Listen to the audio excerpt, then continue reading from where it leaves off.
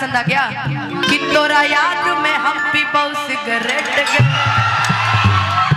कि जब से भलाई तोर बियाह छौड़ी सेट के कि तोरा याद में हम पीबौ सिगरेट के कि तोरा याद में हम पीबौ सिगरेट के जब से भलाई तोर बियाह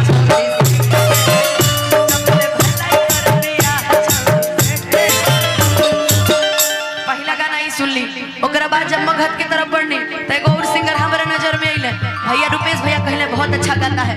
उसका नाम था शिव कुमार बिक्कू, बड़ा अच्छा गाना।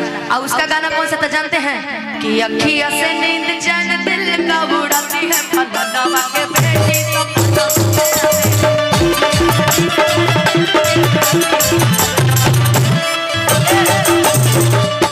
और एक गाना वो और गा दिया कि पिंक कलर लागे लागे तहर वोट रे,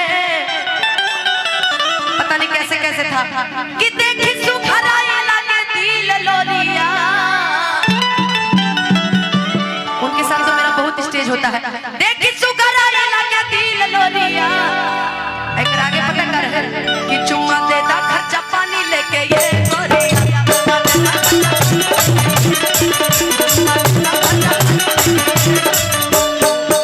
वही टच में हमार गुंजन भैया गए तू ही हमर बाबू तू ही हमर सोना तोरे में बसो हमारा बोलियो कोटा तू ही हमर बाबू तू ही हमर सोना तोरे में बसो हमारा बोलियो कोटा कि तोरा खातिर चाहे जय जय जान चुमा ले कोठा। अनुपमा जी साउंडर भैया पता है हमारे अध्यक्ष महोदय प्रणव यादव जी का कौन गाना पसंद है पता है? एक दिल पर दो दो जान। ए रुपेश भैया, ठीक है वो भी सुन। रुपेश भैया हाँ हाँ तन ढोलक का चाटी बढ़ाओ मर दे तब बेचैन बढ़ा दीजिए तनी। लेकिन ढोलक वाला जो गुंजन भैया का गाना है। अच्छा कौन सा ढोलक? ढोलक का चाटी बढ़ाइए, दोनों का चाटी बढ़ाइए। चाटी डॉक्टर सर्विस मणिपुर जी की तरफ से हजारों हजार रुपए का बढ़ाओ चाटी यार। लेकिन जरा झूम के तनी वो कहीं अंदाज नहीं होता है गुंजन भैया वाला। दूसरा भैया कि तोरा खातिर चाहे जय जान चुम्मा ले बवोटा।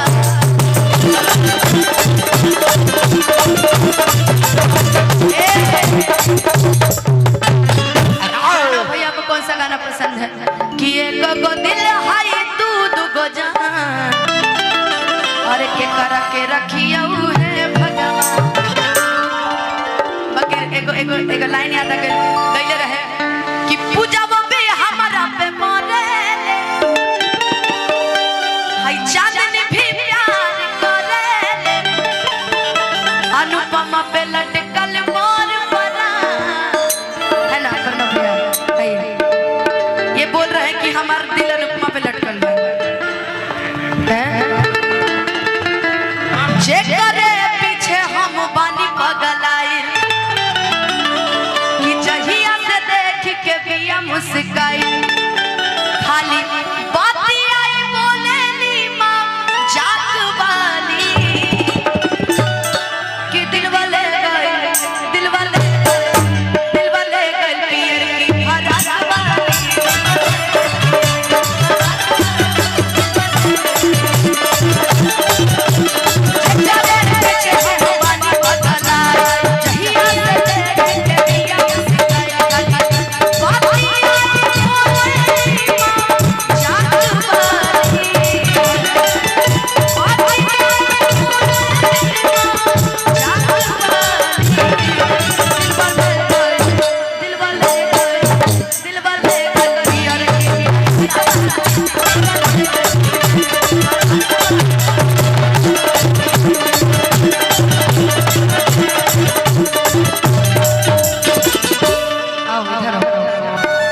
और एक और गा दीजिएगा प्रणव भैया का ही फरमाइश है। कौन सा?